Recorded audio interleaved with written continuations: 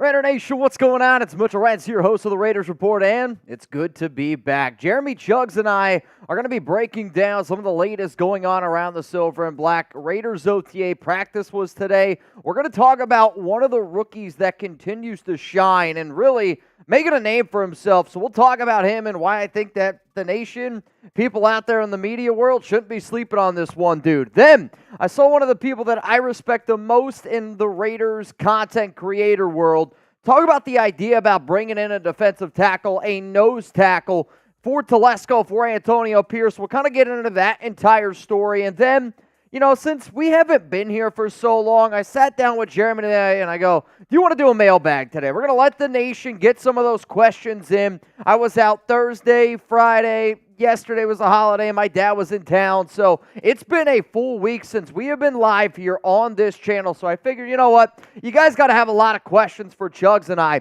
So use hashtag Raiders or Super Chat. Get those questions, comments on the show. We're going to be doing a little bit of a mailbag today. So my question to the nation before I start giving some shout outs here on the show. What's your confidence level in the Raiders defensive tackle room this season?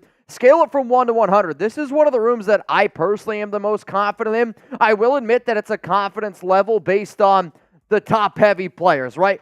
Christian Wilkins, very confident. Adam Butler, very confident. John Jenkins, I'm confident in. Where exactly are you going to put Tyree Wilson? Because then after that, there are a lot of unknown players. There are a lot of dudes that we can set up here all we want and say, yeah, I'm hoping Byron Young takes the next step. I'm hoping Matthew Butler takes the next step. I'm hoping that Nesta Jade Silvera can take that next step. But in terms of, do you actually have confidence in those players? I think a lot of people from the nation would probably say no to that. But Anthony Marichal is going to go with a 90. Buzz O'Matic, 90. Minka says 100. Rebel Montana, nice. Patrick B, 90. Billy Davis, 90. JT Garcia, 98. In terms of my confidence level, I am very, very confident in this group. But the show that I'm going to do today is almost going to paint the picture of, if God forbid, Wilkins, Adam Butler, or honestly even John Jenkins go down, your depth quickly gets cut down in half. And I mean quickly gets cut down in half. I should also say I'm rocking some big-time jerseys today. It's Tuesday. I'm not going to be drinking, but I will say this. Thursday and Friday, we're going to get wild here on the Raiders Report Thursday and Friday. I hope y'all are prepared for that. What's up, Darth? What do Lord of Rings and Brokeback Mountain have in common? Yikes. Yeah. I mean, did you just save this for all weekend, Darth? I don't even know. Darth was sitting on that one. He was like Brokeback Mountain. Literally.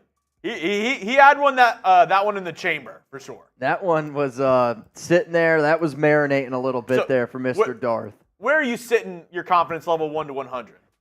For the overall defensive tackle room, I am probably somewhere around that 93, 94, just because I am so confident in Wilkins. I do think Adam Butler is a much better player than Jenkins, and they do have some good depth.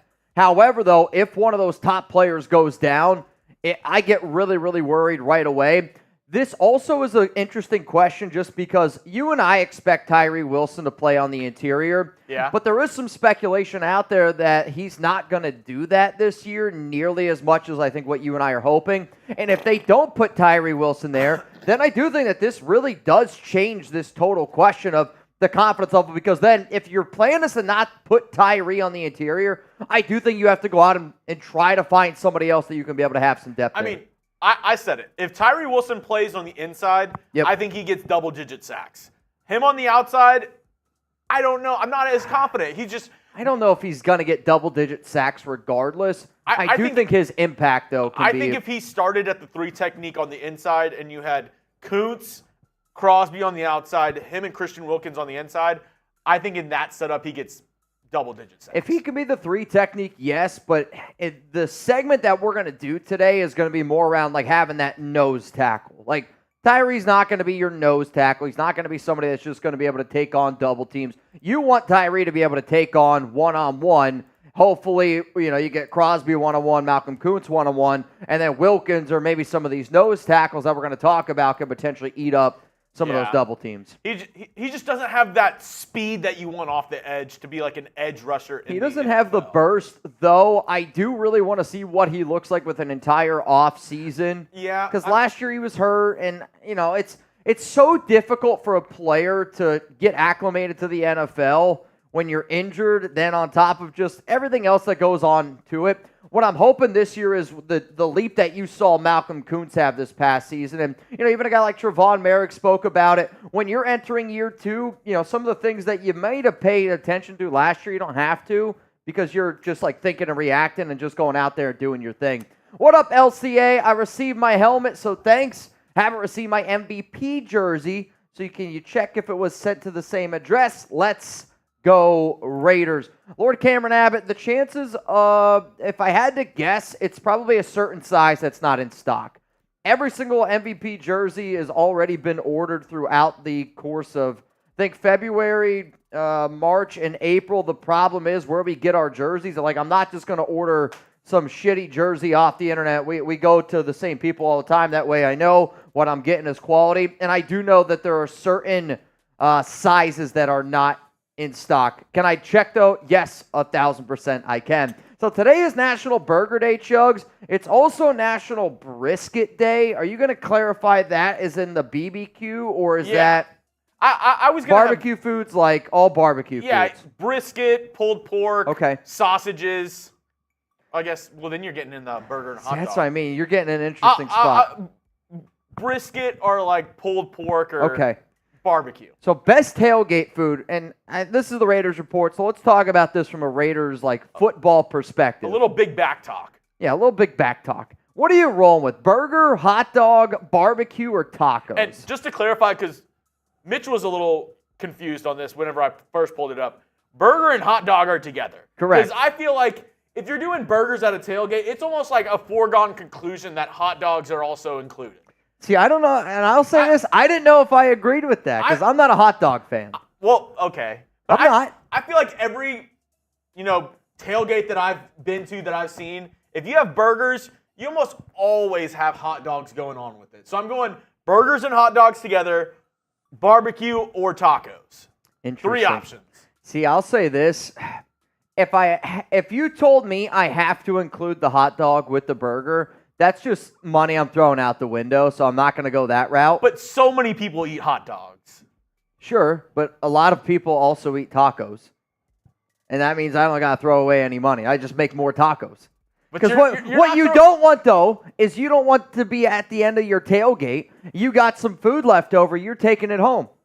What am I going to do with hot dogs in my fridge? But give them the chuck? That's the thing that I'd rather chuck them. Not everybody eats the hot dogs. I know, but my point is, for me personally, if I'm going to make a tailgate food, it has to also be a food that I'm okay with taking home. No? You don't think like that? No, nobody's at the tailgate and you're like, oh, what food am I taking home? No, I'm not saying that. I'm telling you, if you put a burger in front of me, I'd eat it. If you put barbecue in front of me, I'd eat it. Taco in front of me, I'd eat it. If you're taking home the tiebreaker is, if you're taking home a bunch of food from the tailgate, either you didn't have enough beer, you didn't have enough people, or the food sucks. The food sucks. So you shouldn't be bringing home any food from the tailgate. All right, you're not totally wrong, but it's happened before. It's happened before. What would you guys go with here? Somebody said I only eat chili dogs from Gregory Stevens. See, I feel like if you're only eating a chili dog, that means also you only have Black Raiders jerseys. I'm not eating a chili dog. Oh, I love chili dogs. In a white jersey. Are you eating a chili dog in a white jersey? Yeah. F it. Yeah? F it. See, I don't know, man. I don't know. Chuggs also is the person that's eating a chili dog one bite. Oh, yeah. There's just no problem whatsoever. I see a lot of barbecue on here as well. I feel like barbecue you can't go wrong with. Yeah. But the only thing is, barbecue you need somebody who knows what they're doing. Sure. Because burgers and hot dogs, any Joe Schmo, easy. Anybody on the earth can go out and make some burgers and hot dogs. Yep. For some barbecue, you need to be careful where you're going. Because some places you'll be like, some dry meat. I mean, that's very, very true. I think it's really hard to F up a burger at a tailgate. Also, barbecue, you need somebody who has the dedication and passion. because barbecue is a whole night thing. Like you're, brining this meat, or you're, letting it, marinate in some seasoning. Yep. You're smoking it for hours, or you're, it's a long process. Whereas burgers and hot dogs, 20 minutes. Yep. And same with tacos. Yeah. You're just grilling. You're grilling the meat. True, but I will also say tacos, I think, are a lot easier to mess up than a burger and hot dog. I don't, maybe, yeah. I guess it depends what type of taco we're talking about here. All right, y'all, the more we talk about this, the hungrier I'm going to get. Somebody just asked, Paco, is there a Madden sim today? No Madden sim today. The next game that we're going to be doing is going to be on Thursday when I go live. And I'm just telling you right now, Taino's birthday, it's going to be a wild, wild show on Thursday, so make sure you're tuned in. Since we're talking about rookies today, one of the 4 rookies that are pictured right now up on screen is the dude that we're going to be doing an entire segment around, because one of these players in particular is really, really impressing early on at Raiders OTAs. My question is, out of all 4 of the rookies that you see up on screen, which one's going to make the biggest impact this upcoming season? Is it going to be the linebacker, Tommy Eichenberg, type 45, MJ Devonshire, type 26? If you think it's going to be the running back, Dylan Laube, type 23, or safety, Trey Taylor, I want you to type 37. If you're like, Mitch, why am I typing these numbers? Well, it's their number. So that's why we're going to give some shout-outs here. Nabman's going to roll with Trey Taylor. I know Nabman is really, really high on the rookie safety out of Air Force. I see Sienna's going to go with Laube. Jake Serb's going to go Laube. Malt is going to go with Tommy Eichenberg. Cameron Sproul, I think, needs to hit, refresh, because he's typing in hot sausage. Who's going to make the biggest impact this season? Tommy Eichenberg, Trey Taylor, or hot sausage? Nice. Is that the nickname? That's Aiden O'Connell. Is that what we're going to call him now? Sounds like a sausage party. Ron's going to go with Laube. I'll tell you this, lots and lots and lots of 23s from Raphael, one shot. I see Brian Lance going to go with Eichenberg. Sienna's going to roll with 23. So we're going to talk about one of these players today in great, great length, because a lot of excitement around, to be frank with you, a lot of excitement around most of these players for different reasons, but one dude is definitely catching attention more than others. Rebel. Did you see this? No alcohol, no problem. Lemon juice boot. Got the hat. A lemon juice boot. Did you see it?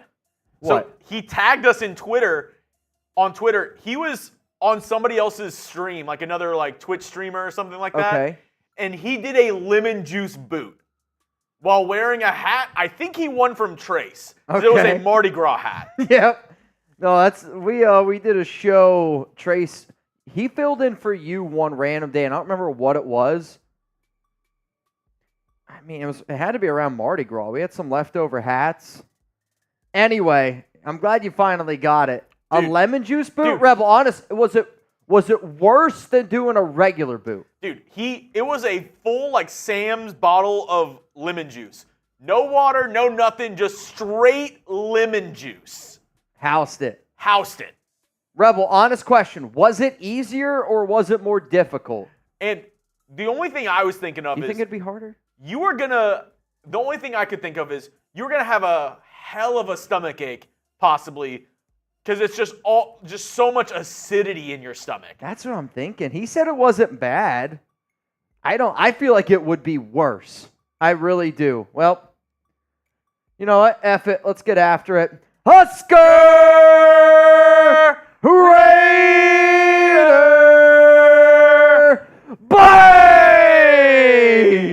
Happy makeshift Monday, Nation. Belated thanks to the vets out there. Husker, I got your jersey on. Shout out to one of our OGs. So I'm not going to do a lemon boot. I'm also not going to do a beer boot today. I just want you guys to know that. So Husker, the way that I'm going to count this is I'm going to count that as 3 bangs for our May bang counter, because if I was drinking today, I would count it as a boot. So 3 of those bad boys down. So Husker, shout out to you. Also, I don't know if you could tell. Can you tell this is your new jersey? Because I gave the other one to... Graf. Yeah, I almost said son. I gave the other one to Graf. So this is the new one that kind of just came in. which I've noticed this year our jersey provider, again, which we get everything through Nike, it's lighter. Like if I showed you this jersey compared to some of our older ones, they're actually different. They are very, very different. I know, I'm getting boo. Boo for the boo. I deserve it. Marsh, I don't know if you knew this. Your dad tagged us in Twitter. He did a lemon juice boot over the weekend. Ratchet Raider, I did have a great time with my dad this weekend. In fact, we might have had too much fun. I'm going to say from the moment he got into town on Thursday, we did nothing besides eat, have some good drinks. We did go on a long walk on Friday. I don't know if you guys have seen the weather down here in Dallas area. It's been really, really bad. Like yesterday morning, we had This morning. We legit had like 80-mile-an-hour winds here. It was which I lost some furniture on my deck. Really? True story. Yep. Blew away. It's brutal. Damn. It's damn brutal. I also thank you again for the good vibes there from Muerte. Noah Santana, for the tacos, depends how you like the meat. If you're doing tacos, what meat are you choosing? Again, it totally. I like all types of tacos. Because there's also two ways you could go with it with the tacos. If you want to go grill, you could do like a carne asada or maybe like a pollo, little chicken taco. Or colder weather, maybe you don't want to pull out the grill, do all that. You just plug in the slow cooker, make some carnitas or some barbacoa beforehand, bring the crock pot. And that's where I was going to say, like, if it was like a summer tailgate right now, I might say shrimp. Like, I'm not going to lie. Oh, yeah. Shrimp like some good shrimp tacos in the summer is really hard to beat for me. But if it gets colder, I am with you where I'm probably going to go more of that range. Raphael says some lingua. You down for some lingua? I would try it if it was cooked by the right person. I'll be honest, I don't know if I would try it at a tailgate. Yeah. I'm down to try just about anything, but... Oh, yeah? Yeah. Just not at a tailgate, you know? Just not at a tailgate. Nando. Dylan Laube will most likely be the RB2 next season. You think? Raw Sports says... He's got to battle it out with Zamir. We'll talk about Laube potentially a little bit today. Raw Sports says shrimp is the whitest answer you could give for tacos. Is it? I don't think it is. I feel like chicken is. Oh, some chicharrones? Chicharrones are good. I feel like if I said chicken, that's the whitest answer. Oh, no, but you got to get the one from, like, La Michoacana, like the red adobo chicken. Yeah, I wouldn't go to just like a Tom Thumb. If anything, I'm going to the supermarket that Alex takes me to, that when I walk in there, people look at me like Bigfoot because it's a Hispanic, like, grocery mart here in Dallas, and everything is in Spanish. I mean, everything is in Spanish, and it's awesome There's food. A couple right near me. There's a La Michoacana, and then there's like a food mart that is everything's in Spanish. What is tripas? Am I saying that wrong? Tripas? What is tripas? Am I drawing a blank there? I might know it once I see it. But Nico, what is that? We got 400 people here also. If you haven't already, that's what I thought it was. Make sure you guys click that like button. I thought that's what it was, and I'm not seasoned enough for that. What is it? It is the small intestine of an animal. So it's basically like oh my god, what the heck's the thing you always get in breakfast tacos? It's like chitlins. I can't do chitlins. It's not like chorizo. No, not at all. All right. Chorizo is amazing. Chorizo is good. I just don't want to see how it's prepared. Kind of like menudo, like the stuff in that. Yeah, I don't know. See, you guys are going. You guys are getting a little bit too hard for me. Cameron Sproul just wanted you guys. That's it. Just wanted you guys to understand that hot sausage is far and away the best tailgate food. I mean, I will say this. I like sausage more than I like hot dogs. Hot dogs, it's more about the smell, the rubbery texture. Like you could do, like if we went to a barbecue place, would you get the smoked sausage? I would try it. I'd be more inclined to try that. Have you had it? At some places, yeah. Again, to be honest with you though, I am very hit or miss with that. It's a textural thing for me. Oh, like some cheddar jalapeno sausage or some beer brats? Like if we went to a very well-known barbecue place here in Dallas, yes, I would try it. If you ordered cheddar jalapeno sausage from Dickey's, probably not trying it. You know what I mean? Like I'm weird with it. I have to break it to you. That's actually my one thing at Dickey's that I do like. Really? The cheddar jalapeno sausage is actually pretty good. See, maybe that's just why we shouldn't get Dickey's anymore. I don't know. Some people like it, some people don't. You guys can pick what you want, though. You guys can pick what you want. Some people like it. Give me some beef cheeks from Husker Raider. That sounds crazy. All right, y'all. Remember, if you want to get those questions, comments on the show today, we are going to be doing a mailbag, and depending on how many questions we get, is going to dictate when we do the mailbag. And if you send in a super chat, ask a Raiders or NFL question so I can put it up during the mailbag.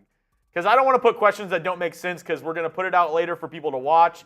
So if it just says hashtag, Raiders, I want some beef cheeks, probably not going to make the Yeah. No, I mean, Chuggs is probably right there.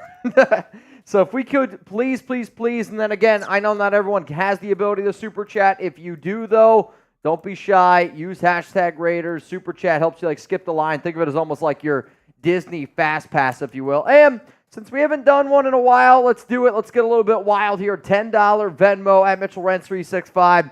We're going to do a duck race at the very, very end of today's show to be able to give away a little bit of money here on the Raiders Report.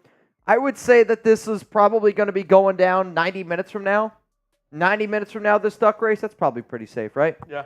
It's 4:22 p.m. Eastern Time. I would say somewhere around 6 o'clock Eastern Time is when this duck race is going to go down. Chuggs, let's get into the first show today. Let's talk about the latest around the Raiders. And one of the things that's really been catching my attention and a lot of other coaches' attention. One rookie. It's been one rookie. There's one rookie right now. And here's just the God-honest truth. The coverage around the Raiders and OTAs, there has not been a lot. The Raiders have not really been allowing media access, so we don't have too much details on everything going on. So, what I'll end up doing is I'll start reaching out to players, and I'll be real with you, I haven't gotten too much from some of the players. They've been kind of hush-hush, and that's part of the offseason. I've reached out to some coaches. I've reached out to some people that are inside that building, giving me some notes. But to me, there just continuously is one player that's getting a lot of notoriety from players, from some coaches, some reports that have been out there, from some of the notes that I've gotten. And I was like, you know what? Let's make a video on it. Let's do a show around it. Then we're going to do a mailbag. So please, hashtag Raiders or Super Chat. Get those questions on the show. And then we're going to talk about the Raiders potentially adding a nose tackle, defensive tackle, because somebody that makes Raiders content, somebody that I do view as being one of the smarter people in this industry here, said that they thought it would be a good idea. So what I figured I would do is I'd say, okay, let's take a look at that a little bit deeper, and we'll break down some people that our organization could sign. Does that all sound good to y'all? If you're ready to get this show going, I want to see some me's down below. We're going to give some shout-outs here on the Raiders Report, and I also got a few people that are getting in this duck race here, which it's been a minute, so it looks like we got a few people in already. I don't know what that means. Somebody asked me for $10 to get in. I don't think that's quite how it works. Noah Santana, you are in. Then I got, it looks like 93 Navman, which you can almost always guarantee is in. Always. Lord Cameron Abbott is getting in. And then I see Jason Gutierrez, you, my good sir, are also in. As it stands right now, Darth. And now we got Darth. Darth Fat. That's all it's going to be, Darth. Darth Fat.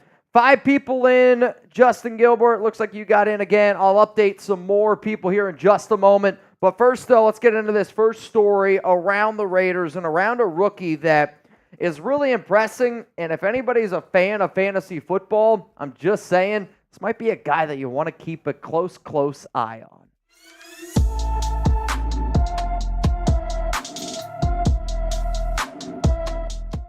Raider Nation, what's going on? It's Mitchell Renz here, host of the Raiders Report. And coming up on today's show, I'm going to tell you why you can't sleep on rookie running back Dylan Laube, because he could become a household name for Raider Nation this upcoming season. I'm a big fantasy football fan. I'm a big fan of the silver and black. And at this time of the offseason, I always write down little notes. And I always keep a notepad of things that I remember happening before and things that are happening now. There's a lot of things on my notepad from coaches' notes, from reports out there, from things that I'm being told of why the nation, why fantasy football fans, why the NFL needs to pay attention to the 6th-round rookie Dylan Laube, because dude's making some noise. To make sure that you never miss anything going on around the Raiders, around OTA practices, I mean, here's the thing.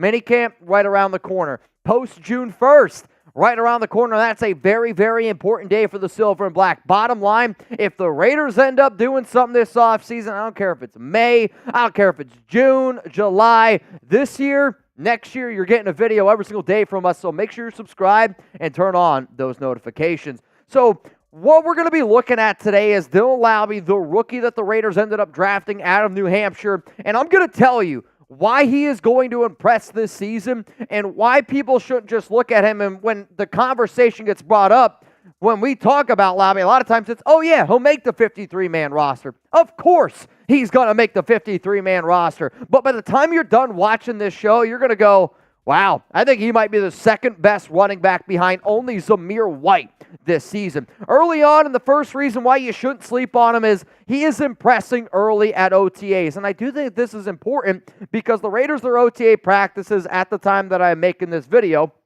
May 20th, they didn't really practice that day. It was more just showing up. It was like your first day of school where you get to introduce yourself. Hi, my name's Dylan Laube, and you get the rundown. Then you had practice on the 21st, the 23rd, the 28th, which is the day that I'm recording this video now. But already coaches and players seem to be impressed by him, which I go back and I look at notes from previous years when guys start getting noticed this early and when the hype is there this early. I think Raider fans and a lot of people need to start paying attention to the opportunity that Dylan Laube has in front of him, because he's got a hell of an opportunity. And I promise you, by the time you're done watching this video, you're going to be like, yes, he does have a hell of an opportunity. The versatility, the athleticism, it is on display. You can see it. Then he's also getting that extra time with coaches. So in the earlier practices, Zamir White was not out there. Amir Abdullah was not out there a little bit early on at the OTA practices, which meant Laube got that time to get some work in. Laube also got the time to get work in for rookie minicamp. Remember that? So that's like early on. He was the only player really getting some of those extra reps. So not only is he getting the extra reps, not only is he getting that extra time with Cadillac Williams, the Raiders' new running back coach. So for me, one of the big reasons why I'm also saying that he's going to get an opportunity and he's showing out, the Raiders, yes, you're going to have to learn a brand new offense with Luke Getsy. You're going to have to learn a brand new running back room. The running back right now getting the most work with both of those two guys so far this offseason has been, in fact, Dylan Laube. So my question to the nation out there is this. Who do you think is going to make the bigger impact? Do you think it's going to be the rookie type 23, or is it going to be the vet who the Raiders did re-sign this season to a one-year, $1.85 million deal? This could be the pinned comment here on today's show. Scroll on down, give me your answer, because mine after this YouTube ad break. Let's get a little bit ballsy. That's what this type of the year is all about. I'm going to say the player that's going to make a bigger impact this season for the Silver and Black is, in fact, Dylan Laube over Amir Abdullah. I know about 2 weeks ago I talked about a show how maybe Amir ends up making the team, maybe he doesn't end up making the team, and I said that there was a 30% chance that Abdullah gets cut. Well, guess what? If Laube keeps going out there and keeps doing his thing, that number's going to continue to grow up. It's going to continue to rise and rise. And I'm telling y'all right now, Amir Abdullah needs to be put on notice because Dylan Laube's going out there and he's doing his thing. And it's not so much of a disrespect to Abdullah. It is, they like this kid. And if he keeps doing what he's doing, the Raiders are going to have to start paying attention. And so will you. Coming up here, why Laube is going to impress this season, because we've only just scratch the surface. I still got 4 more reasons, and the final reason is the number one reason why I believe that he's going to become more of a household name by the time that this year is over. Before I get into all those, though, shout out to our sponsor, Prize Picks. The NBA playoffs have been so much fun for me personally on Prize Picks. I've been putting a lot of extra money in my pocket, and I don't know about y'all. I hope that you've been taking advantage of some of the stuff that Jeremy and I have been talking about, because we have been hitting big time. The Raiders Report is made possible by Prize Picks, and they've got specials for new and returning users alike. Just go to prizepicks.com/CLNS. Download the app today and use code CLNS for a first deposit match up to $100. Prize Picks is America's #1 fantasy sports app with over 5 million active members. Get onto the daily action with your friends and become part of the Prize Picks community today.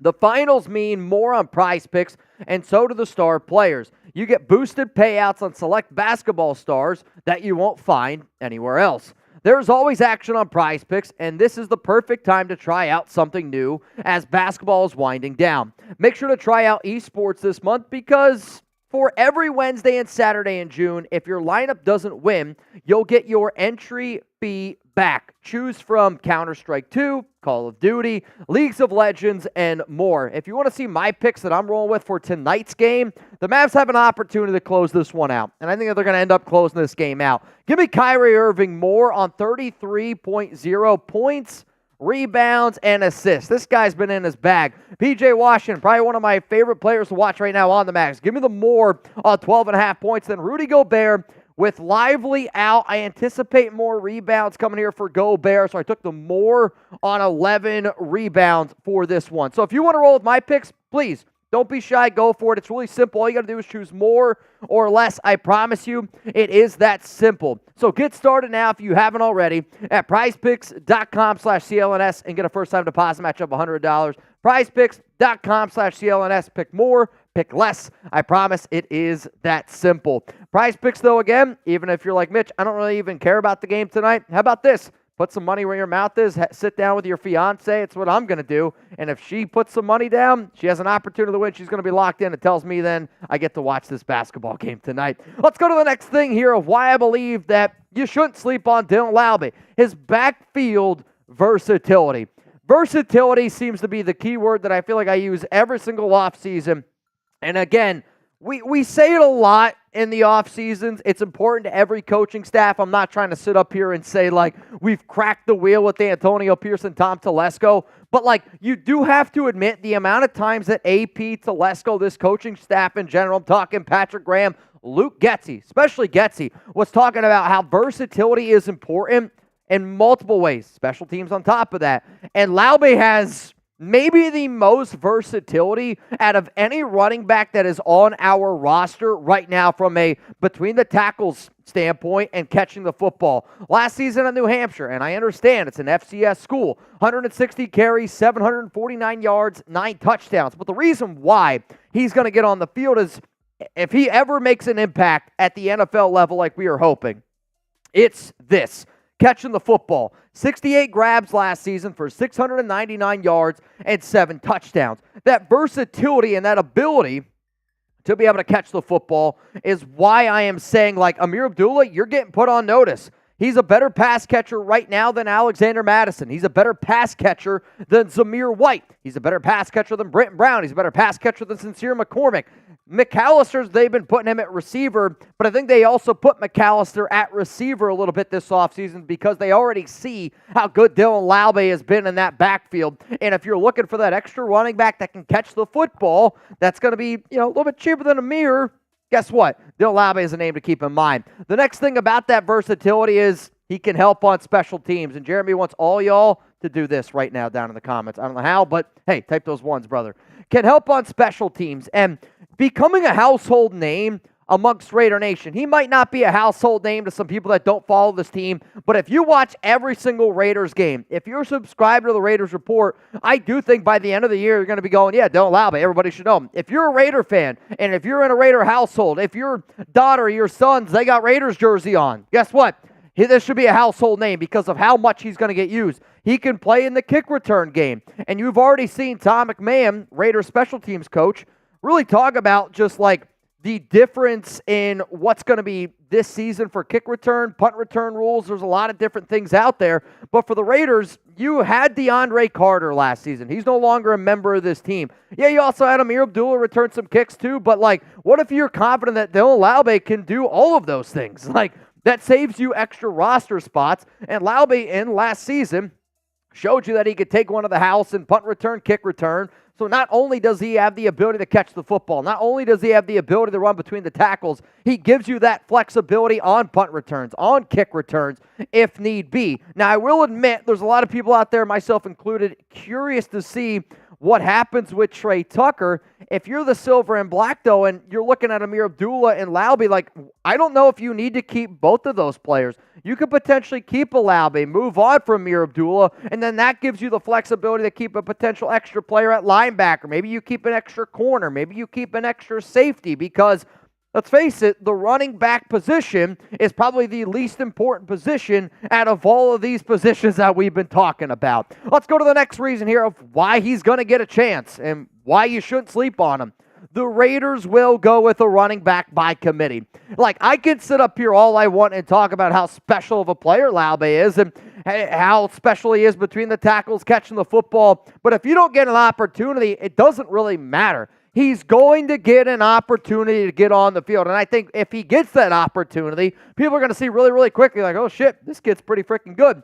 The offense Luke Getsy has ran, or that he's been a part of from his time back in Green Bay when he was the quarterback's coach to the time last season with the Bears when he was the OC. He's always run a running back by committee. Tom Telesco this offseason said that he believes in using 2 to 3 running backs.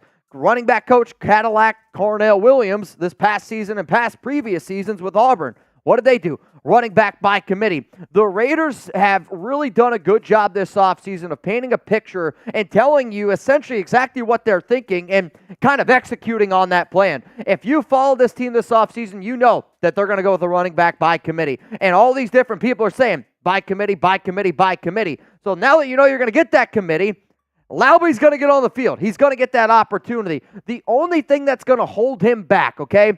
Being a rookie's not easy. Trying to learn a brand new job is not easy. To me, the things that are going to keep him off the field are if he goes out there and he can't pass block, because Zamir White's the running back one on this team.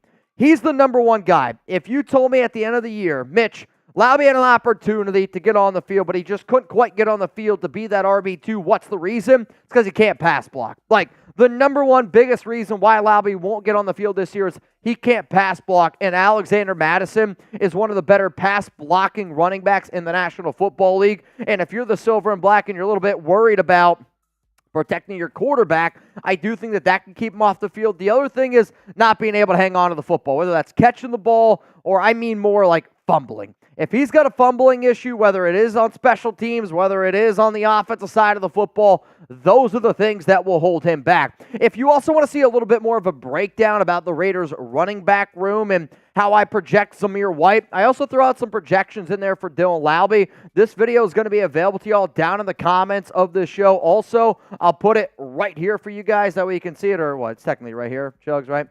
I'll put it right here for you guys if you want to check this one out. It's more of just breaking down more numbers around Luke Getsy's offenses and what the running back position group can look like. I had somebody who has a very, very big social media following. They run their own fantasy football show. They reached out to me. They're like, Mitch, what do you think is going to happen with the Raiders and their running back room? If you have those questions and if you're running a PPR league yourself and you're like, how can Laube make an impact? This is the video that you want to watch. This video here is the same as this one here. Let's go to the next thing that we're going to be breaking down here. It's Tom Telesco's past running back success.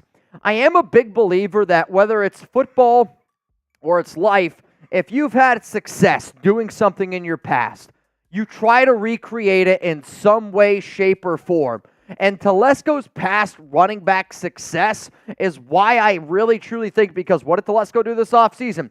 Upgrade on the defensive line and upgrade on their offensive line. Why? Telesco believes in going out and winning in the trenches. He's also said running back by committee. What do the Raiders try to do this offseason? Go out and get a running back by committee. Well, what if he also was able to find a running back, maybe two, that's kind of built like Laube and has had a lot of success?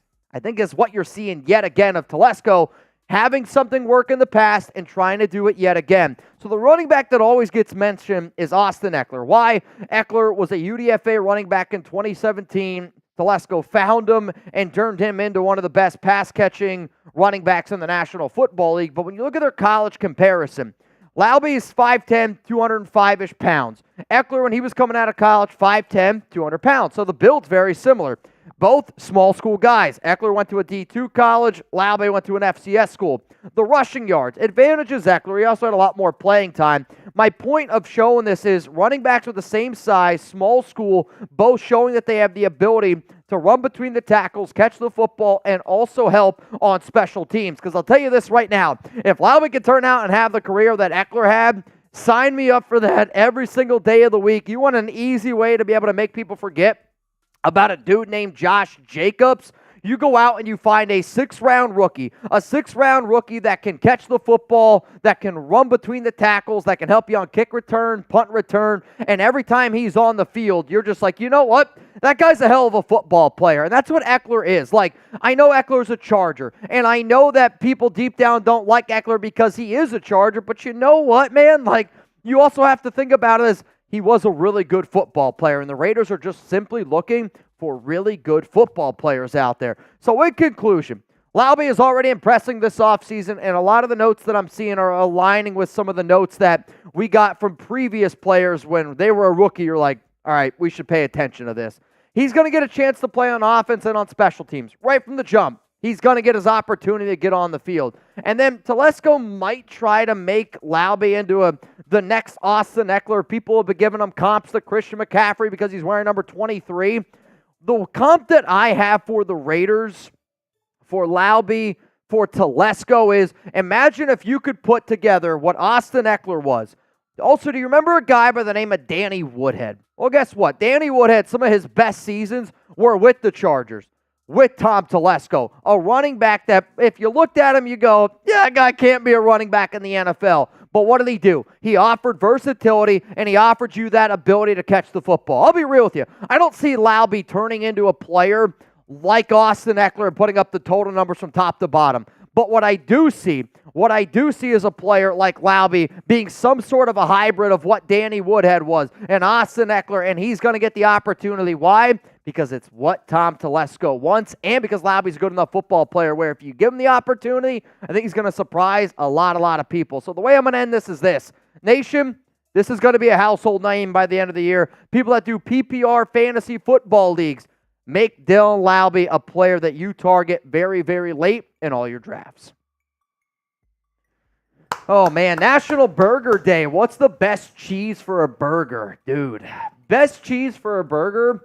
I'll always say it absolutely depends what kind of burger you're going to get, first off, like from the jump. I would say the most versatile, most widely used, and all around the best, it's got to be American. I don't know. God bless America. God bless American cheese on a burger. If you told me if I could only have one more cheese on a burger for the rest of my days, I might choose cheddar. Fuck yeah.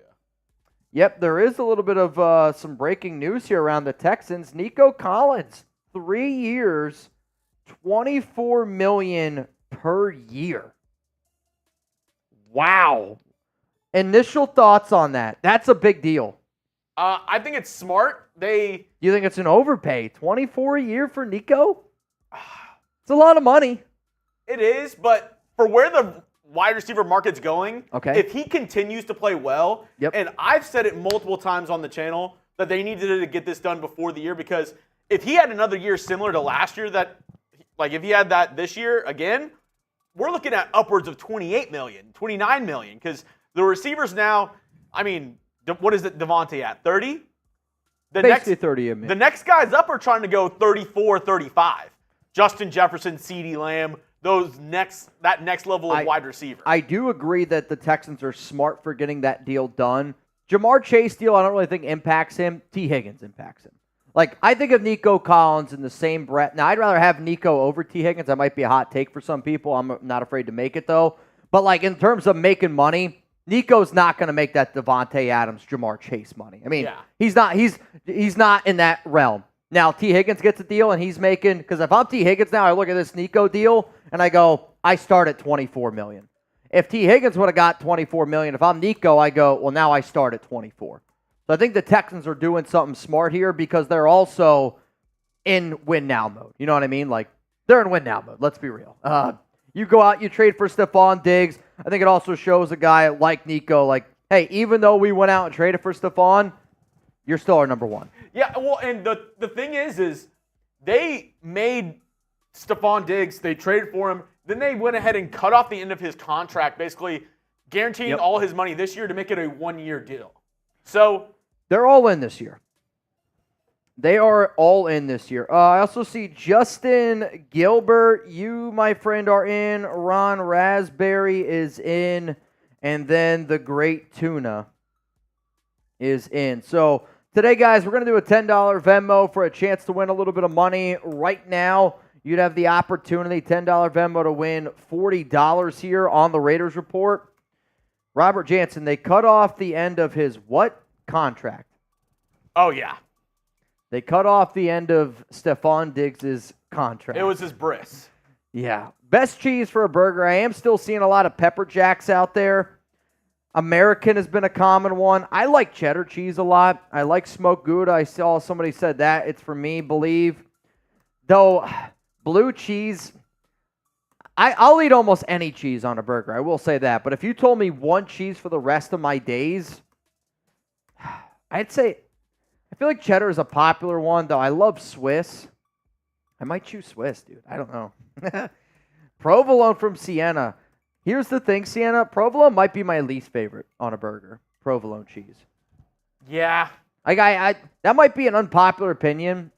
I would say that even pepper jack might be one of my least favorite. Good cheese. Good cheese. But good cheese. It's probably one of my least favorites. Nico says from Munda. It's true. From Munda cheese. It's a big one. My dad's going to go with Swiss. Also, Dad, I hope everything went well. I saw the messages that you were sending us, but my dad and I, man, we were on a freaking bender Thursday, Friday, Saturday, Sunday.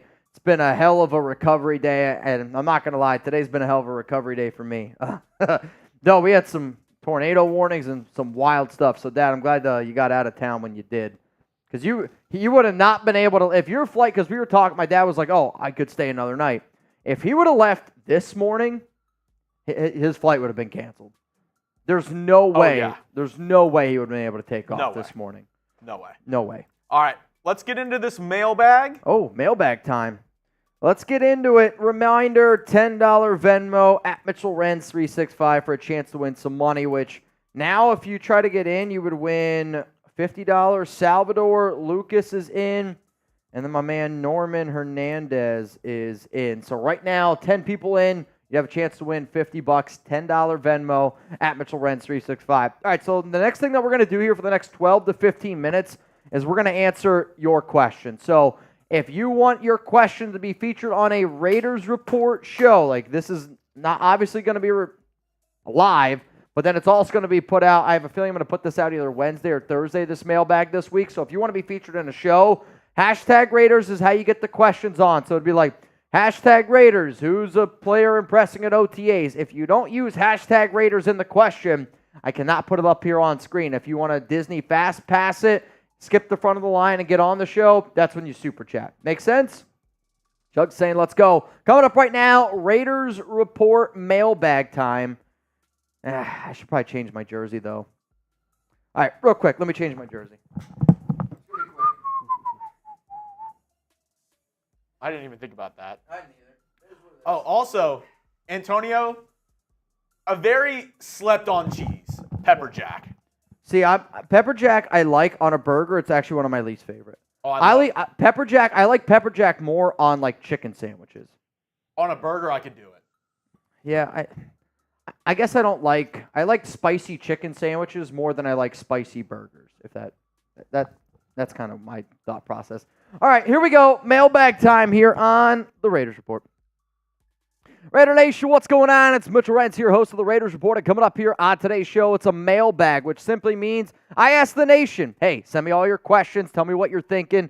We recorded this on May 28th, so just please keep that as a friendly reminder in case anything changes based on any of the questions that you see. If you're like, Mitch, how do I be a part of your next mailbag? You got to watch our live show. We go live every single Monday, Tuesday, Thursday, Friday, 4 p.m. Eastern Time, 1 p.m. Pacific, and I'll keep throwing out this challenge. If these mailbag shows keep getting 1,000 likes, I'm going to keep doing them. So if this show gets 1,000 likes, I'm going to do another mailbag next week. And next week, it's going to be a good week for me. I got my buddy. It's his bachelor party. It's going to be a hell of a time. Let's go to the very first question here on the Raiders Report from Cameron Sproul. Mitch, any package of pick/current players we could trade for a quarterback? You could trade for a quarterback. To me, I'll just continuously say the number one quarterback most likely that the Raiders would trade for is Trey Lance. And the only reason why that I say that is because, again, Rich Scangarillo, the Raiders quarterback coach, was a part of the 49ers regime back in 2021 when they gave up 3 first-round picks. Go up and get Trey Lance. Lance right now is the third quarterback on that depth chart, but like QB to actually help you win football games? No. Trey Lance is not an upgrade over Gardner Minshew. Trey Lance is not an upgrade over Hayden O'Connell. I would rather have both of those guys over Trey. But for this question, you're not trading for a Kirk Cousins. You're not trading for a starting quarterback in the NFL. The best quarterback you're going to get is Trey Lance. And I don't really know if I want Trey Lance. Let's go to Akash. Just joined, but I seen a rumor about a Lance trade.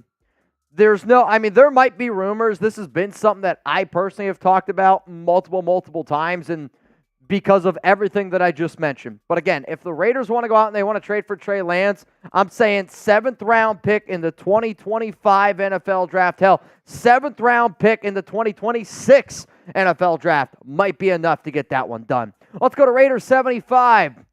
From what you've heard, who has been better between Minshew and Hayden? I'm guessing you're talking about OTAs, and again, I will say that the media coverage has not been great. The Raiders have not really allowed any beat reporters or media in general to get a lot of news and notes, but you guys know I am somebody that sits up here and says, I think Gardner's the better quarterback. I'm sitting up here saying that I believe Gardner is going to be the week 1 starting QB, but based off the notes and based off the things that I have received, there is one clear winner at Raiders OTAs right now at the quarterback position, and his name is Hayden O'Connell. I'll also say that Hayden, from what I understand, has been the better leader. Like, this is his team. He's also the quarterback that just has gone out there and seems like he is commanding the offense better. Like, still a lot of things to learn here for Gardner. Both teams have to learn 2 totally different playbooks and from top to bottom. But in the very, very limited practices that I have gotten information on, Hayden O'Connell is in the lead over Gardner Minshew. But how about this? Who are you hoping starts week 1? We've had a lot of interesting tidbits of Chris Sims talking about how neither of these quarterbacks are top 38 in the league.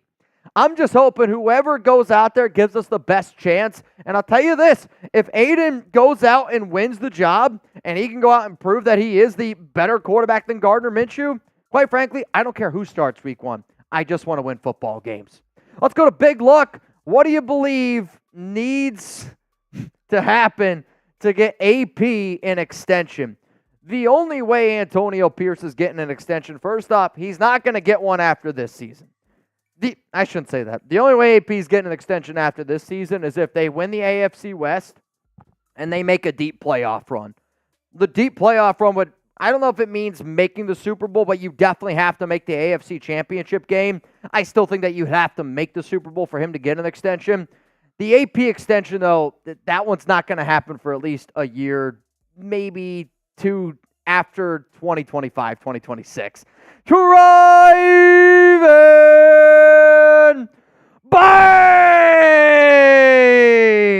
Tryvan, Mount Raider Moore, said, you know what, Mitch? I'm down to bang if you're down to bang. Tryvan, the day that I'm recording this, it is a Tuesday. I don't drink on Tuesdays, but you know what? I got a deal for the people watching live.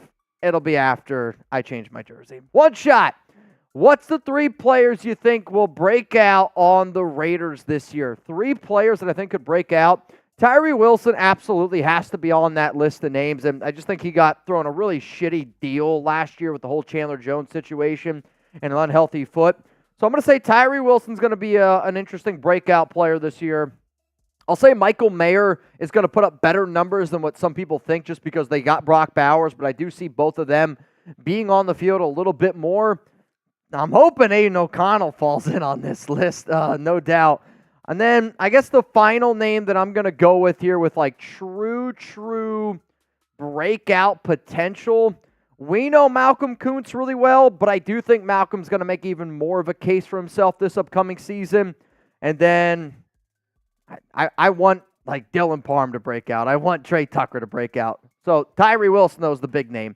Let's go to Manny Bruce Salvador. Mitch, what is our starting O-line week 1? I'm going to say Colton Miller at left tackle. Left guard is going to be Jackson Powers Johnson. At center is going to be Andre James. Right guard, Dylan Parham. Right tackle, Thayer Munford. And this has been something that I've kind of broken down before on the show. If you want to go check out a video that I made about 2 weeks ago, I kind of illustrate that the Raiders have already revealed what their offensive line plans are. I know that not everybody is subscribed to the show. Not everybody is always watching. But if you want to go check out the video where I literally say the Raiders offensive line is revealed, go check it out right here. We'll put that video for you up there. But also, like, we're pumping out a lot of content on this show. I know that in the offseason, people miss some of the things that we say.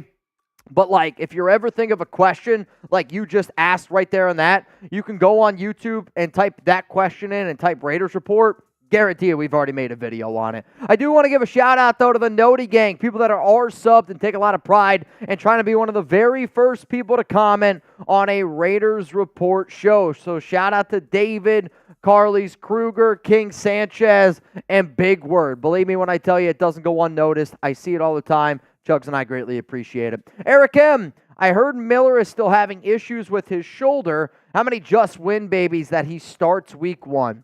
I'm still going to go for just win babies that Colton Miller starts week 1. I'll say this. Colton is still dealing with something. It's too early, though, to get worried about it, right?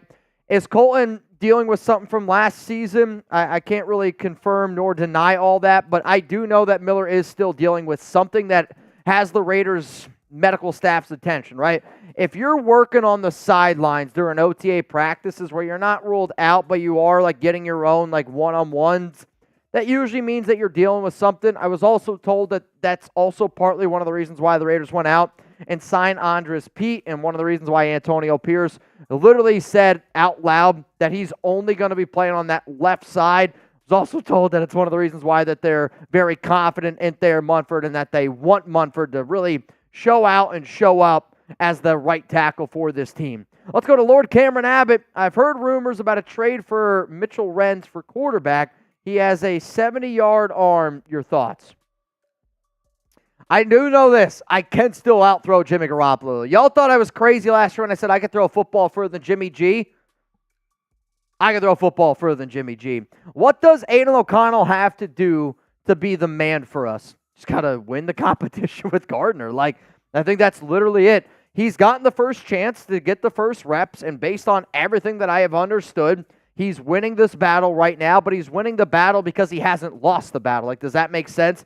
Like, you're not going to decide who's going to be the Raiders starting quarterback in May, June, July. Hell, they might not even decide after a preseason game or two. This decision is going to go down to the very, very final days of August.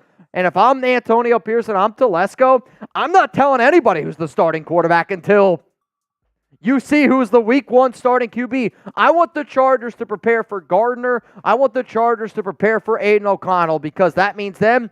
If they're preparing for both, they're not going to be as prepared for whoever gets out there. Let's go to Sean. Do you think Crosby finally gets his respect and win Defensive Player of the Year?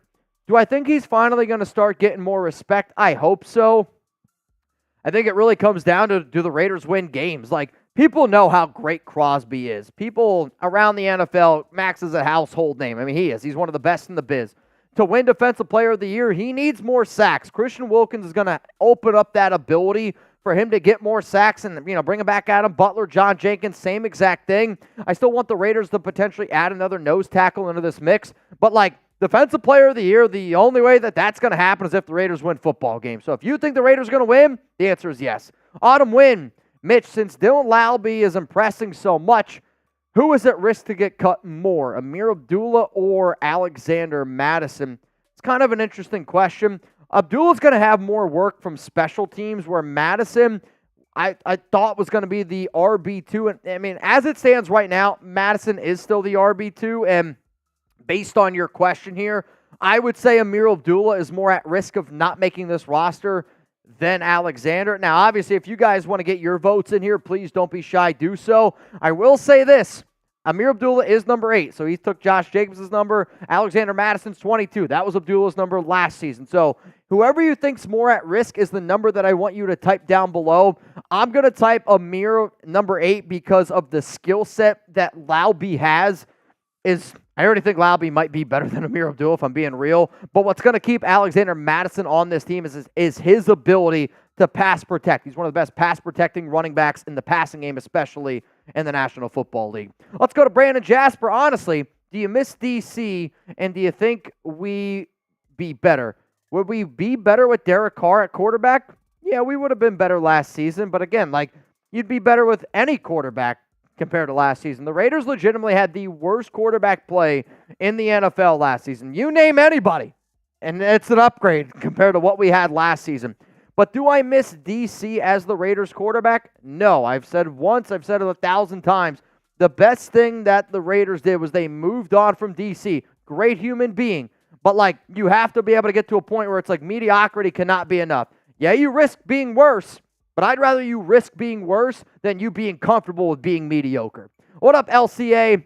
What's Jackson Powers-Johnson issue for walking off the field the other day? I do not know, and I'm not going to sit up here and, blow smoke up your you-know-what. I have reached out to JPJ's representatives. I have reached out to JPJ. I have reached out to as many people as humanly possible that are well connected with Jackson Powers-Johnson. To be frank, I do not have an answer on this, and I am worried. I'm not going to be lying to y'all. The number one worry about JPJ of why he fell in the draft was the injury concerns. I am very concerned because I'm not getting any information that I usually can get, and the fact that I'm not getting any information makes me wondering, are the Raiders trying to just hide something, or is it really just nothing to even talk about? But yeah, I'm worried. What up, Chava?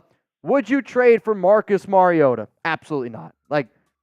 If I'm going to trade for any player, okay, especially a quarterback, I got to feel like I have an upgrade at the QB position. Marcus Mariota, I want to say he's got a 1-year deal at $6 million right now. I don't think Mariota's a top 50 quarterback in the NFL. Mariota, yeah, he can run a little bit, but there is nothing that he can do at this point in his career. And maybe you didn't watch him last season. If you get the opportunity, go watch how bad he was last year. Mariota is not a starting quarterback in the NFL, and I don't know if many teams think that I don't think he's top 50 QB. So no, I'm not trading for Mariota. Nav, man, what's up, man? Are we worried about the Davis legacy now that Mark is not the daddy? I'm not worried about this at all. I literally told Jeremy, I go, somebody's going to ask me a question today about this. If you haven't seen, there was a lot of speculation last week that, what's her name? I can't even think of her name. Hayden Hopkins, she's Instagram model. She was pictured sitting next to Mark Davis at a football game last season.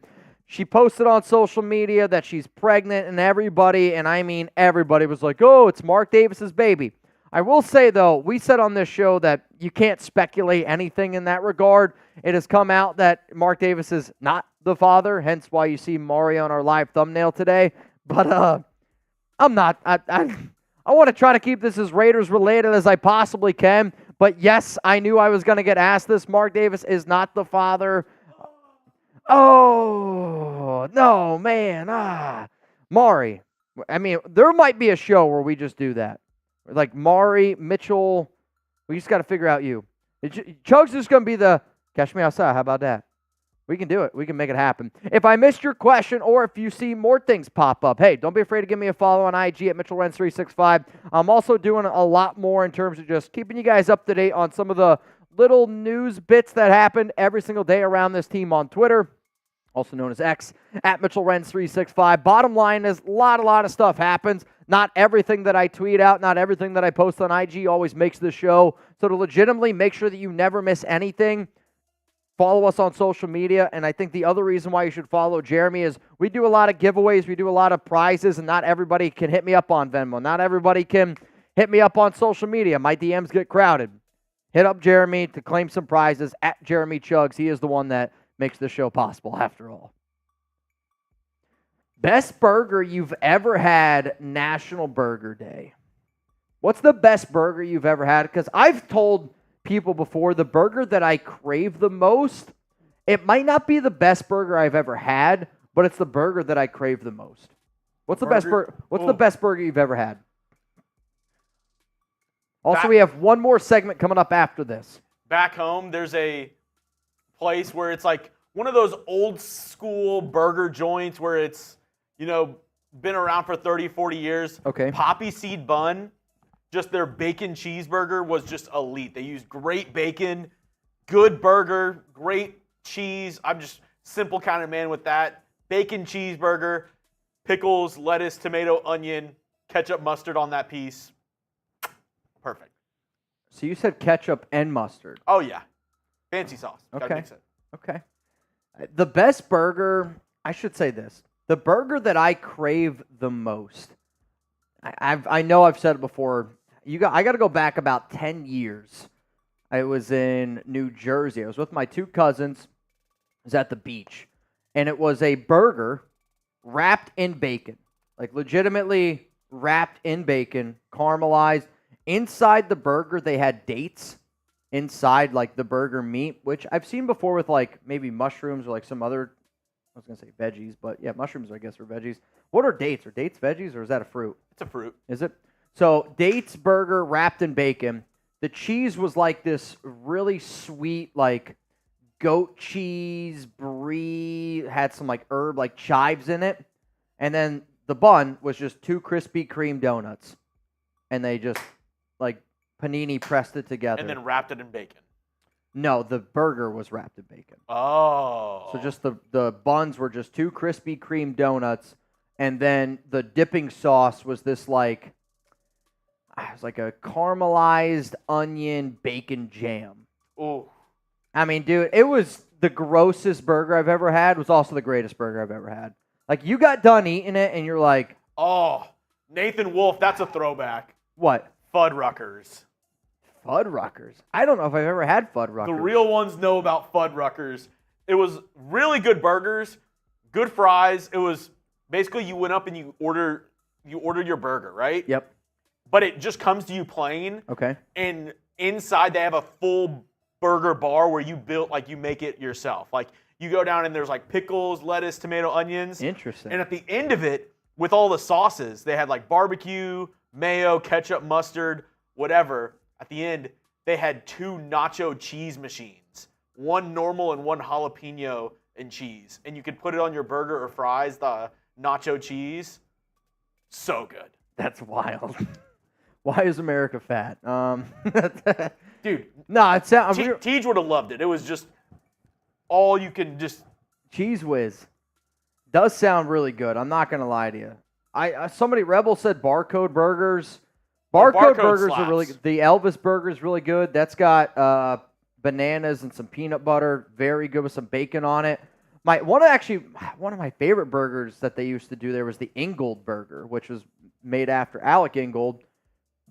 And he was from Wisconsin. So they put basically like this huge burger together, and they put cheese curds on the burger. Ooh. Dude, super. You would have liked that one. That one was very up your alley. Also, a really good burger combination.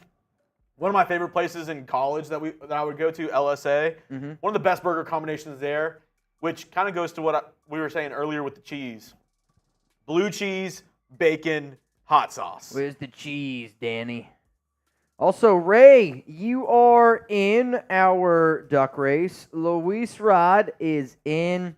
And then Julian Payan, hopefully I pronounced that right, is in. Charles G is in. $10 Venmo at Mitchell Renz 365.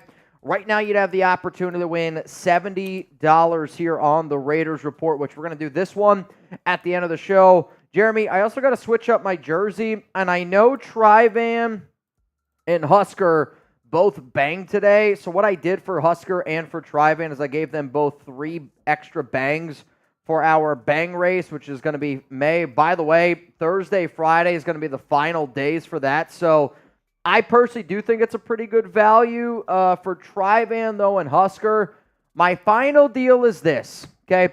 If we get, again, I'm not going to drink today, and I'm just going to tell you that because, again, Monday, Saturday, Sunday, like the last, 4 days, I've been having a bender with my dad. And we had some drinks last night, too, for the holidays, and the rain kind of ruined it. But if the next person, okay, the jersey I'm rocking here next, if we get one more bang, I will start off, Thursday's show, which is going to be a wild show. I'm just telling you right now, Taino Raider bought Jeremy and I something. We're going to unveil it. It's his birthday technically tomorrow, so we're doing a special birthday show on Thursday. Thursday's going to get shitty regardless. If we get one more bang here on today's show, I will start off that show with a boot. Let's do it. I'll start that show off with a boot on Thursday, which I'm telling you right now, that deal is going to kick me in the ass. Guaranteed. All right, let me get my other jersey on here. We got one more segment on today's show. Brandon Jasper, my grandfather's, he was a gunny and a cook in the Navy during the Korean War.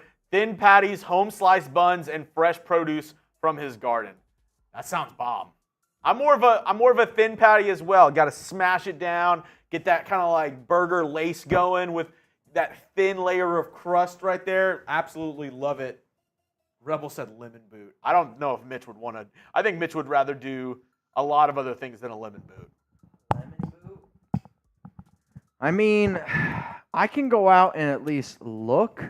Because here's the thing. I don't know what we have out there. We don't have lemon juice. We have lime juice. It's bad. Oh, we that's threw it right. away. We did throw it away. It was black. It was literally black, yeah. Lemon juice boot, Rebel. I don't know if that would be good. A kimchi burger. Oh, actually, that's one of the best burgers I've had in Dallas. I've never had a kimchi burger. I was telling you, it's a Asian-owned burger spot called LA Burger. Okay. And they use like this Japanese milk bread for their buns. It's almost like Hawaiian bread. Okay. And it's the burger with bacon, kimchi, and like seasoning on it, and like this sauce, dude. It is so good. Maybe I had a burger. I had a burger like that. I want to. It's probably a month and a half ago, maybe 2 months at this point. What you would? They're called like bao buns. You know what I'm talking about? I know what you're talking about. This isn't that for the bao bun. But I had a burger that was a bao bun, like top and bottom was a bao bun. Is that how you pronounce it? Yeah. And it was like an Asian style burger with like, it was kind of weird. I'm not going to lie, because like that, it's not like the bread. It's just almost like dough, but it was very good. This is different. You got to try this place, Mitch. You're going to have to send me the deets. Oh, it's so good. All right. Last segment coming up, talking about a little defensive line. A little defensive line help. And then after this, again, final chance to get in for our 50-50 raffle. It's a $10 Venmo to get in. Right now, winner would win $70. We're going to do a duck race at the end of today's show. Sound good? Sounds good. Sounds pretty good. All right, Jeremy. Final one. What's the sponsor on this? Hats. Gotcha. Let me just get to the right spot. Okay, let's rock and roll here on the Raiders Report. Raider Nation, what's going on? It's Mitchell Renz here, host of the Raiders Report. And coming up here on today's show, are the Silver and Black going to add a nose tackle to their roster this offseason? When I started doing this show, I always looked for people that I trusted. I always looked for people that I thought, you know what, they make good content. And there's a lot of people that make a lot of good content here amongst Raider Nation, right? You got Sanjeet, you got my guy, Graphic Raider, Wasted. These guys are on YouTube, but there are other people that have been in the game that don't make YouTube content, but when they say something, I know that the nation listens. So Tristan Kuhn, some of y'all might know him as Scout on Instagram. threw out a very interesting idea on Twitter, and he was basically saying, like, he thought that the Raiders still needed to go out and add somebody on the interior defensive line, especially at nose tackle, because the defensive depth for this Raiders team is young, and it is unproven. Here's exactly what he had to say. One area I could see the Raiders adding depth is the interior defensive line. Starters currently project as Christian Wilkins and John Jenkins. Adam Butler will rotate in and see likely 55 to 70% of the team's snaps. Could see Tyree Wilson play inside a little, but the remaining depth is young and it is unproven. So today we're going to be talking about some potential defensive tackles, nose tackles, that the Raiders could look at to potentially bring in if they're, let's face it, not very confident in a lot of the other players that they have on this roster. I'll tell you this, though. Between Christian Wilkins, John Jenkins, Tyree Wilson, and Adam Butler, from all those players that you see up on screen right now, I do have confidence in these guys. Like, these are players that I do believe in, can have some solid rotation, but here's the other thing. If you don't think that Tyree Wilson is going to be a defensive tackle on this roster, then yes, the Raiders do absolutely positively need to go out and add a little bit more depth here. And if you're not even sold on the other nose tackles that we have for depth, then yeah, you still need to go out and add somebody. Now, I want to know what your confidence level is in this Raiders defensive tackle room this season, because this is one of the rooms that I am extremely confident in. So scale it for me from 1 to 100. 1 being you're not confident at all. 100, it's the best defensive tackle group in the National Football League. The number that I'm going to be here is about a 94. And the reason why that I'm at a 94 is because of the confidence level that I have in Christian Wilkins being one of the best DTs in the league. And the other reason why that I'm so confident in Adam Butler, going to be a good depth player. John Jenkins, going to be a good depth player. Tyree Wilson, going to be a good player as well, is because when you have Malcolm Kuntz, Max Crosby, it's also going to make your defensive tackle roster better. However, though, if you don't think that Tyree's going to be out there, you still need to be able to go out and add a little bit of depth. So coming up here on today's show, I'm going to break down my confidence level in each Raiders defensive tackle spot, because if I'm going to sit up here and look at other DTs, but I'm also going to sit up here and say that I have a lot of confidence in this room, I have to be able to paint a picture together of why would Telesco, why would Antonio Pierce go out and add somebody? The reason why they would is because they don't have a lot of confidence in their depth. So I'm going to go through and I'm going to tell you the confidence level that I have in each and every one of the players on this Raiders defensive tackle group, minus the guys that are pictured. Why?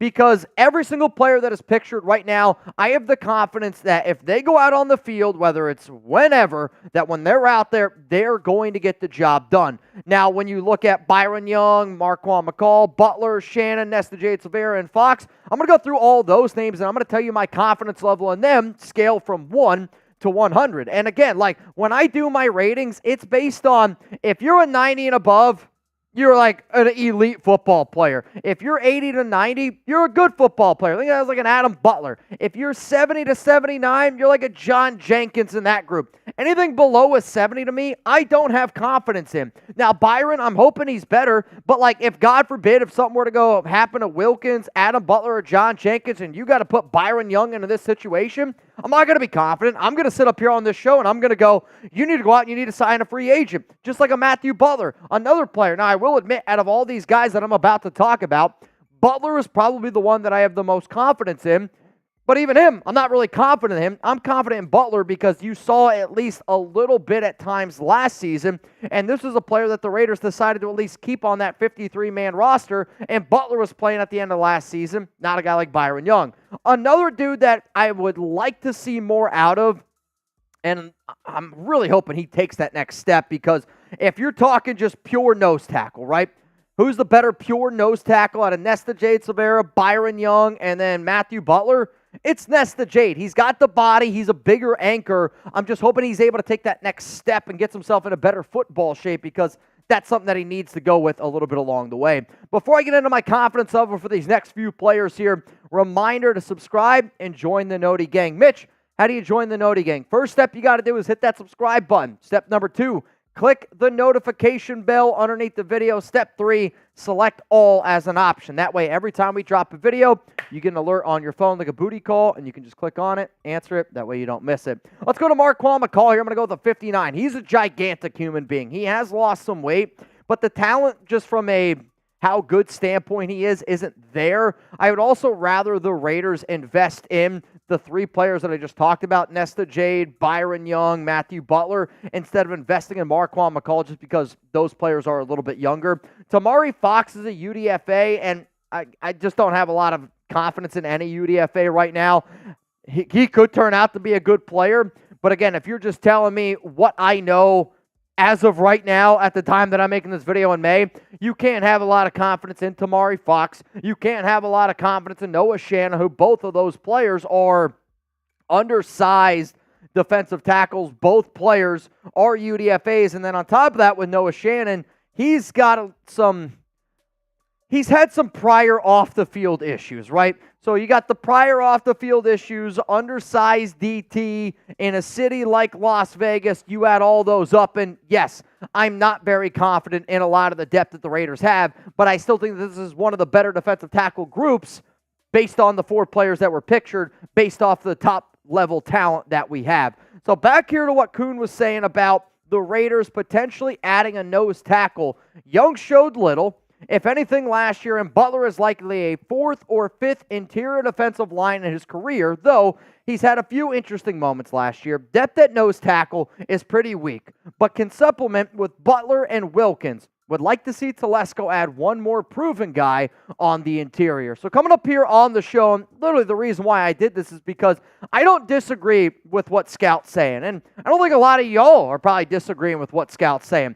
If you find an area that you think that you can improve on, and if adding an interior defensive lineman is that way to do it, then guess what? I'm on board for it. It's just win, baby. It's commitment to excellence. And if you feel like that you have a spot that you can improve on, and there's a free agent out there that you can improve with, then you should absolutely do it. So coming up, I'm going to give you 5 names to keep in mind that I think Telesco should try to go out and sign. Before I get into that, though, we do have some awesome hats on sale, and I will admit, selfishly, I don't even know if it's selfishly, I don't have the pictures of all the new hats that we just got, but when I tell you we have tons, and I mean tons of brand new hats that nobody has ever seen before, go to chatsports.com/Raiders hats. Those links are going to be available to y'all down in the comments and in the description of today's show. Seriously, go check it out. Father's Day is right around the corner. If you need an awesome little gift for dad, hey, you get the setup. I also will always say that buying hats for people, like the snapbacks, is a little bit easier than buying shoes, than buying shirts, than buying shorts, because you don't necessarily know exactly what size they are. And if you are trying to plan a gift, you kind of tip the cap, right? Like, when are you ever going to randomly ask your mom or your dad, hey, what size shoe are you? The answer is probably when you're about to buy them a pair of shoes, right? Like, so this way, you can get them a hat. You can just get a snapback. Size basically fits all. Chatsports.com/Raiders hats is the link. We got all sorts of hats, corduroys, trucker hats, brand new ones as well, available to you down in the comments and in the description of today's show. So here we go. Are the Raiders going to be signing a defensive tackle? That's really where I wanted to make this show, because it's easy to say, I think that the silver and black should add an interior nose tackle. I think that the Raiders' depth needs to get a little bit better. Anybody can say that. But why people, and why I want you to subscribe to the Raiders Report, is because it's easy to say, but now can we do from there, right? Like, what needs to happen? I'm going to break down some of the top players that are still available at the interior that the Raiders could potentially go out and get. Because as it stands right now, you got 91 players on your roster. You're going to have to cut somebody if you want to go out and sign another player. And the Raiders, as it stands right now, have $17 million in cap space, which is somewhere around 16th in the NFL. You're going to get that $24.1 million after June 1st, the Jimmy Garoppolo money. So let's just say you're going to have $41.1 million. This gives the Raiders more than enough money to go out and sign any free agent available, whether it's a corner, whether it's a defensive tackle. Hell, you have enough money to sign multiple players and still go out and give contract extensions to guys like Nate Hobbs, Robert Spillane, Malcolm Koonce, a lot of other names. I'm probably going to even make a extension video coming up sometime this week or next week, because we do have so many players that you should do that with the June 1st money. Anyway, if the Raiders want to go out and add any of these defensive tackles, you are going to have to cut somebody. The top 6 players most likely to be moved on from are one of these 6 players here. So McAllister, McKenzie, Samuel Schnenker, Jaden Grant, Charles Snowden were all at Raiders rookie minicamp. The only second-year players to be there, not named David Agoa, who is the International Pathway Program player. Alec Bachman was just signed recently, so these would be the bottom 6 players on your roster, most likely the guys that you would move on from. So coming up, we're going to be breaking down the Raiders free agent defensive tackle targets for Telesco to sign. And usually when I do this, I count down from 5, working my way down to 1. I'm going to do it a little bit different today just because there is one person that is clearly like, if the Raiders watch this video, if Telesco and AP, they watch this video and they go, yep, I agree with what Scout said. Yep, I agree with what that Renz guy said. Then there's only one clear answer of who you should go out and target right now to be that nose tackle, to go out and sign that interior depth. After that, it's all plan Bs.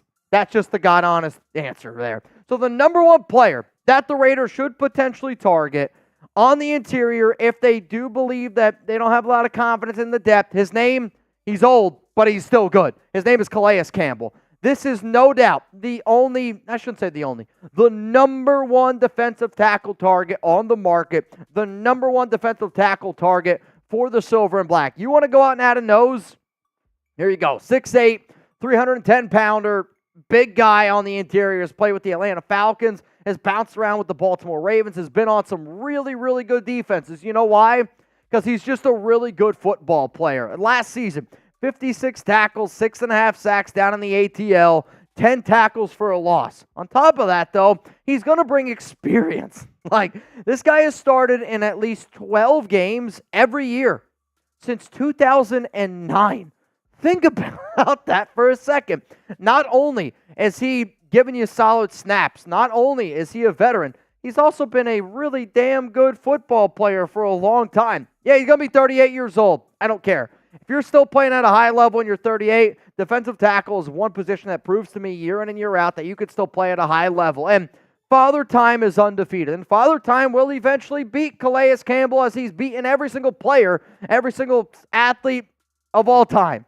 But an 80 overall PFF grade, an 80.2 run defense grade, a 68.5 pass rush grade, you could give Calais Campbell right now $8 million, still have plenty of money to go out and do everything else you need to be able to do, and now you even upgrade your interior defensive line even more. I will say this, should the Raiders sign Calais Campbell, if you do not want to have Tyree Wilson playing defensive tackle, if the plan is to have Tyree Wilson on the outside and outside only, then yes, you should absolutely sign Calais Campbell. If you're still planning on having more of a rotation, and you're only going to rotate those top 3 guys, which is John Jenkins, Adam Butler, or Christian Wilkins, the answer is yes. I'll also just say this, though. Calais Campbell gives you a really solid player on your interior, the top DT, the top nose tackle available. You have the money to be able to make it move, and you want to be able to put Tyree on the outside, cool. But I also want Tyree to play on the inside. Calais Campbell can help out the Raiders. Calais Campbell can help out just about every single NFL team. Let's just be clear. Let's go to number 2 now. Number 2, this is where 2, 3, and 4, they are ranked, but it's built on, like, not going to be that big of a difference maker, but can absolutely still help out this defensive interior. Number 2 is Raheem Nunez-Roches, who has bounced around on a few different NFL teams. I know some people are going to see the Giants jersey. He doesn't have any overlap here with Patrick Graham. Last season, 26 tackles, half a sack, and a tackle for a loss. I know when I'm making this video, I'm talking about adding depth to nose tackle, defensive tackle. Nunez-Roches, though, does have some of that versatility that the Raiders have been looking for. He can play nose, he can play DT, he can play defensive end. Wasn't all that great last season. He does, though, have 42 starts underneath his belt, 118 games played. And if one of the concerns that the Raiders have is that we're young and experienced outside of our top 3 defensive tackles, top 4 defensive tackles, then doesn't it make sense to go out and add a veteran? If your biggest knock is, hey, we're young and inexperienced, go out and add a veteran, like a Raheem Nunez-Roches, maybe somebody like a Calais Campbell, or somebody that has experience playing with Tom Telesco in the AFC West. His name is Linval Joseph, and he's going to come in here at number 3. If you were to ask me, out of all these players, who do I think is the most likely to be signed to be like this nose tackle that Tristan's kind of talking about, I'm going to go with Linval, and I'm only going to say it because AFC West experience, has a relationship with Tom Telesco, and when you add those two together, sometimes that just means that he has the best chance to be signed, right? 2 seasons with the Chargers from 2020 to 2021.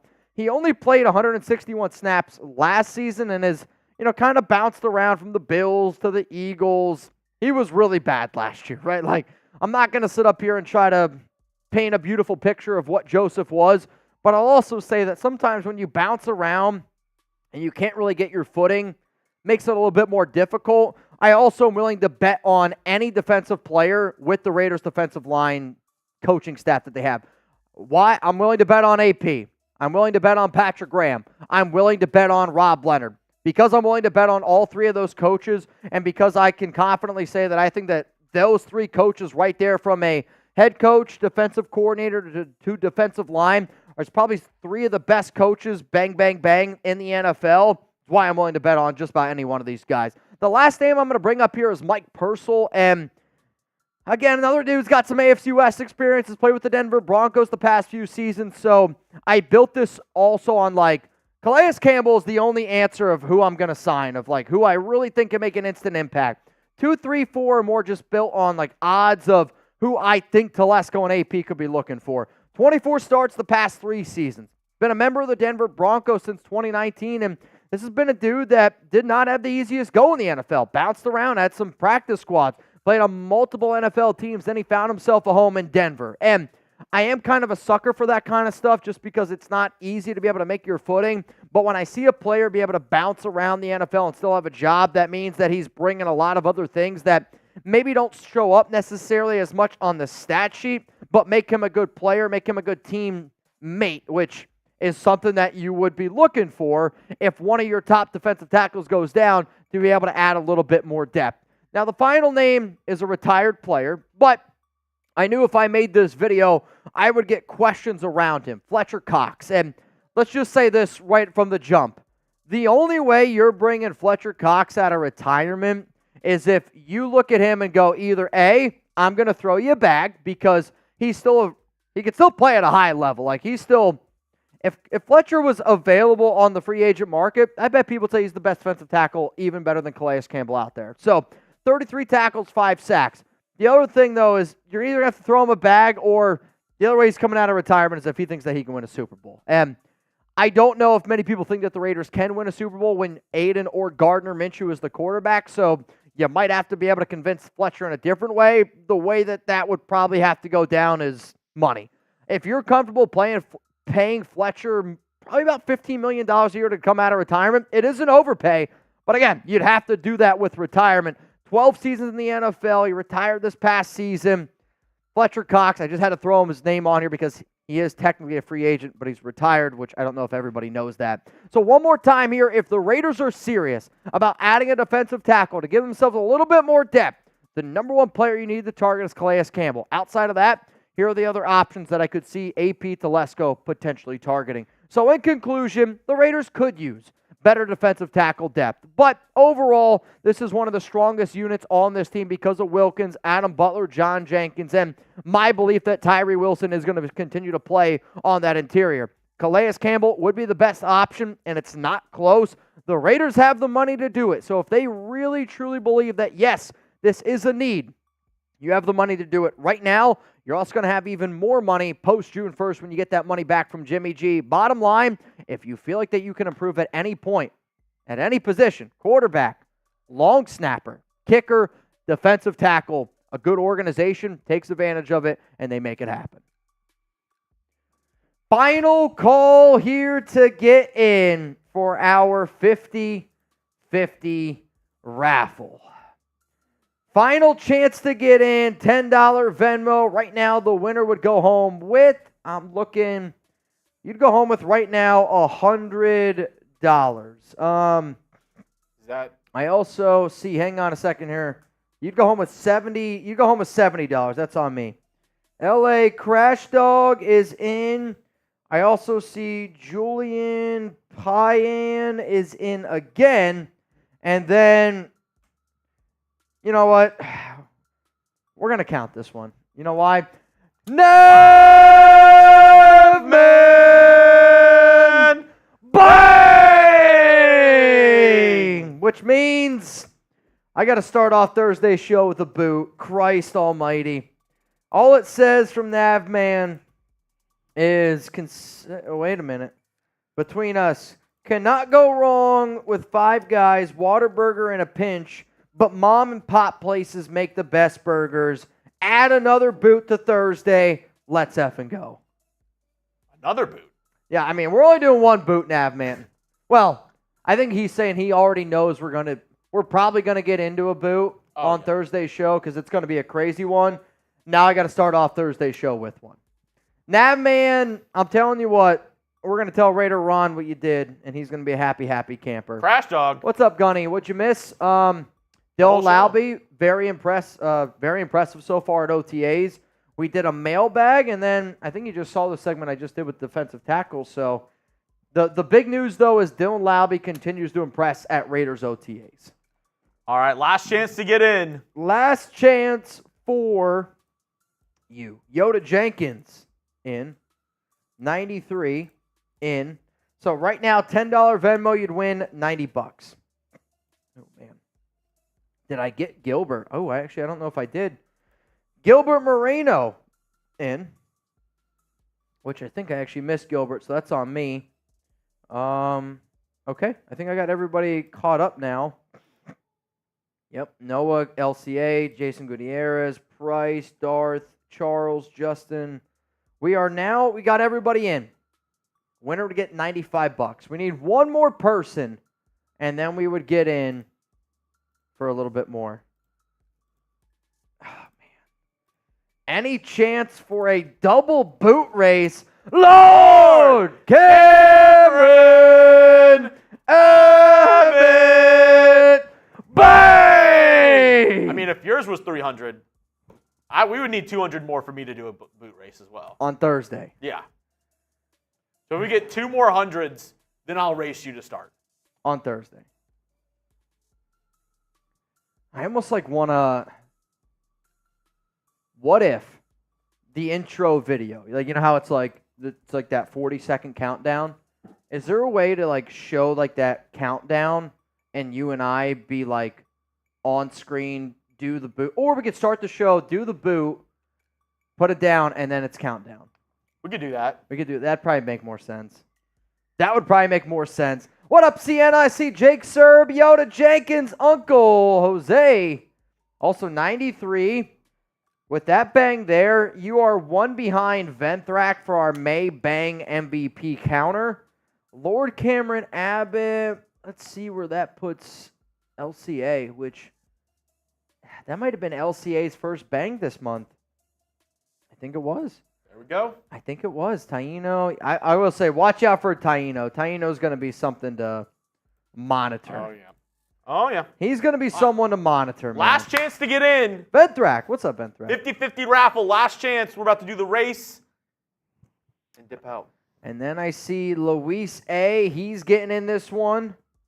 Luis A. you in. And then Jason Gutierrez is in. Both are in. Luis, I know. I got you. Live Oak, MJD. Hey, we love you too. We love you too. Jansen wants to open up Thursday's show with a boot race. 2 more bangs. 2 more bangs. I mean, it's fair. You guys might not like it. It is fair. It's definitely a fair one. All right, Yoda, what's up? What's up? My wife's boyfriend is in. Nice. All right. That would be an amazing name. My wife's boyfriend, bang.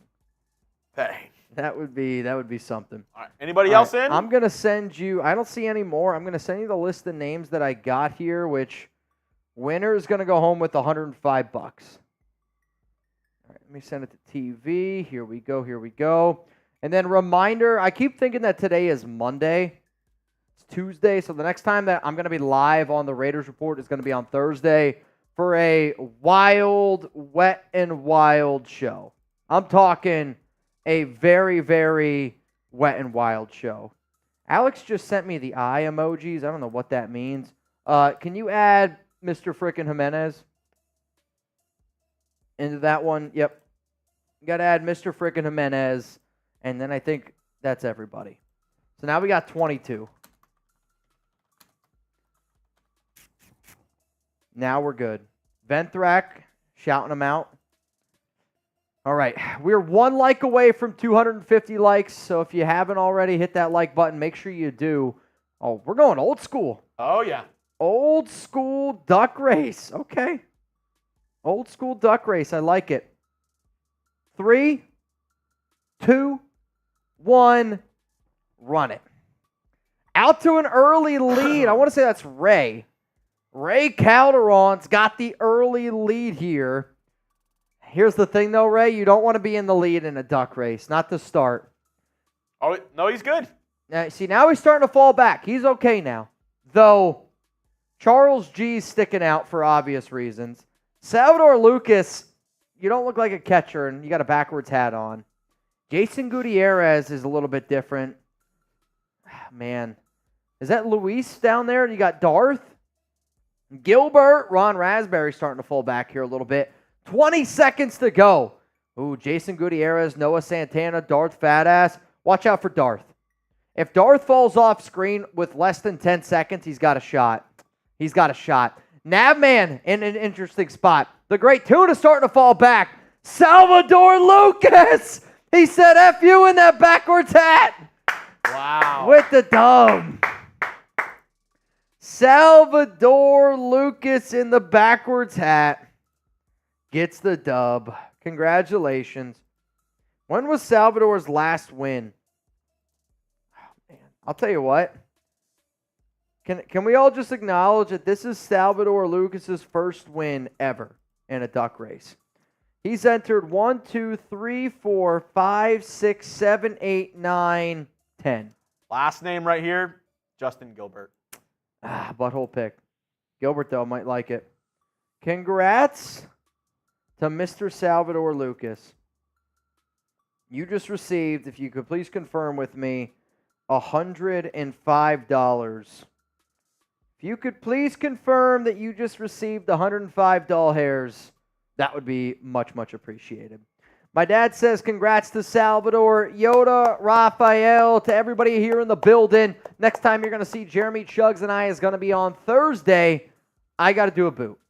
I'll say this, though. If anybody, oh boy, just saw an MSN article ranking the top 10 pass-catching groups in the NFL, Raiders didn't even make the list.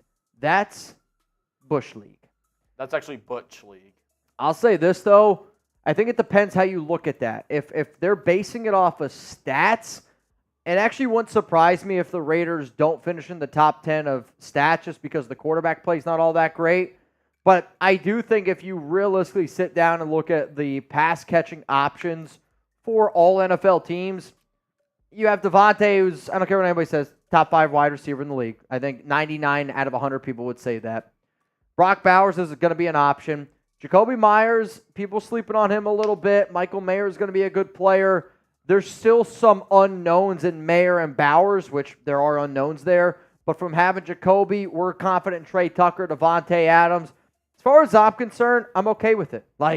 I'm okay with it. Really, really, truly am. Why? The more that you doubt the Raiders, this just seems like a team that they're going to carry that chip on their shoulder. Anytime you doubt Antonio Pierce, he's a UDFA himself. He's going to show you that, hey, you guys should not have doubted him. Oh, all right, the next time you see me, I'm going to be doing a boot. Start this show on Thursday.